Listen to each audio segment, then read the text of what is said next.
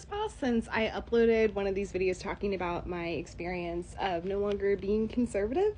Sorry about that. Didn't realize that much time had passed, but here we are. So picking back up where we left off in college, if someone would have asked my freshman year of college, I would have probably told people that I was a conservative with moderate leanings. My sophomore year of college, I probably would have told someone I was a moderate with conservative leanings. Junior year, I would have been like, I'm a moderate with liberal leanings. Senior year, I would have been like, yeah, I'm a liberal. Post-college is more when I became a leftist, but that's like way off in the future. We're still in the middle of college. So the thing about that's pretty wild is that I grew up in a Christian conservative environment. I was homeschooled. Pretty much the only perspective I ever got was that perspective. Then I went to college and I got even more of that perspective. And even though we did engage with other perspectives in like you should know other perspectives so that you're able to combat them and argue against their arguments and, understand what other people think and that sort of thing. But it's not like you were engaging with this perspective or text or whatever so that you can think about it and understand if maybe it's something you believe. It wasn't like that at all. It was more in this kind of like combative type thing, right? So it's funny that I ended up not a conservative given that I was like spoon-fed that from my whole life. But I think in the same way that everyone is susceptible to propaganda, no one is not susceptible to propaganda.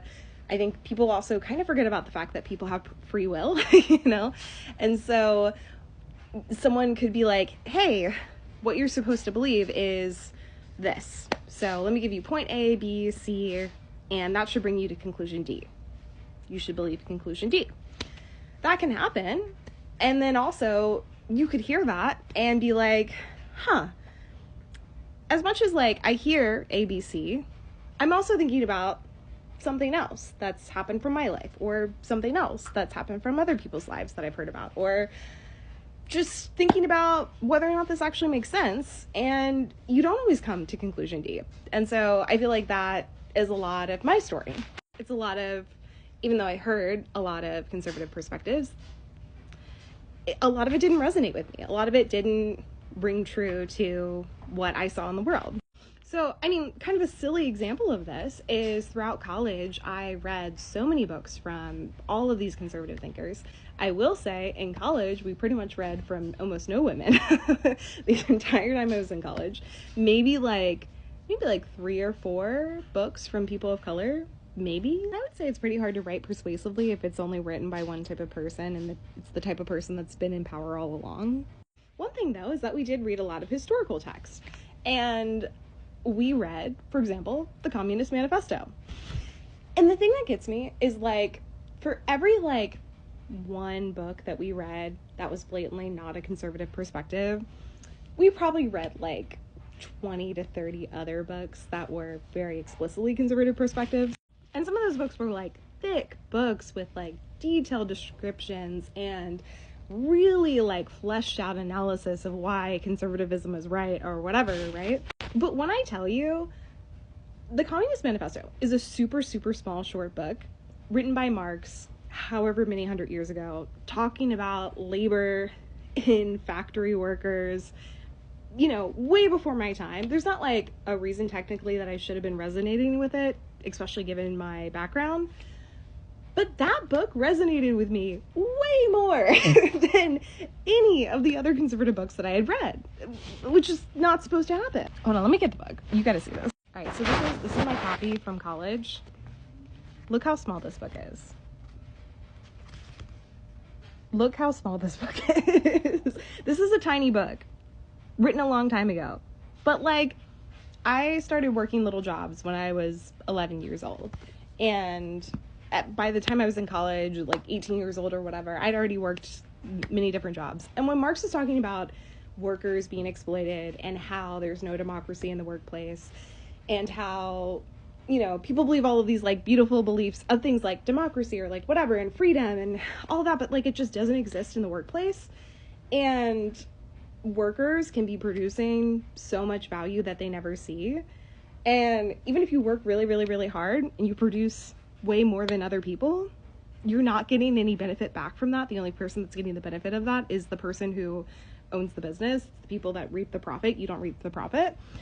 When he's talking about this, I'm 19 years old reading this was resonating with me. This was actually connecting to my own experience as a worker who had lived in the world.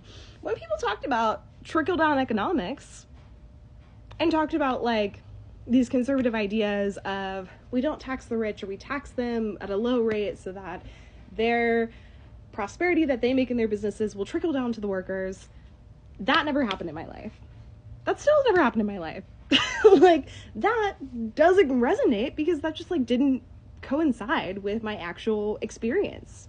So that's like a very small example. It wasn't like I read this book and then became like a Marxist or something. I'm just saying that like when something clicks, especially when like the amount of, if I like pulled out all of the books that I still have from college of like all these conservative perspectives, like I would be piled up like to the roof, to the ceiling, there we go, to the ceiling of like books on conservative perspectives, and none of them hit the way that this teeny tiny book did.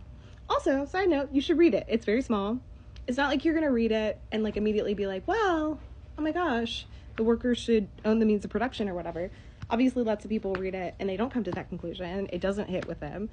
They would have never had us read it if it was just like, if everyone reads this book, they're gonna totally change their perspective or whatever, right? But you should read it. Why not? Like, that's the kind of stuff that I'm talking about. A lot of conservatism existed in the theoretical world for me as someone that didn't grow up with like a ton of money or anything. Like, I didn't see the benefits of trickle-down economics. I didn't see the benefits of Reaganomics. I didn't see the benefits of like all of these conservative concepts that are put into policy that are supposed to benefit people. Never benefited me. And I mean, I think in part is that I don't think a lot of conservative theory books were written with me in mind. Like, I don't think that they were written with the average middle class, lower middle class, working class person in mind. This book was. But still, to this day, nothing I've ever read hit like this. And nothing I've ever read hit like so many other books of other perspectives that actually connected so much more to the real world for me.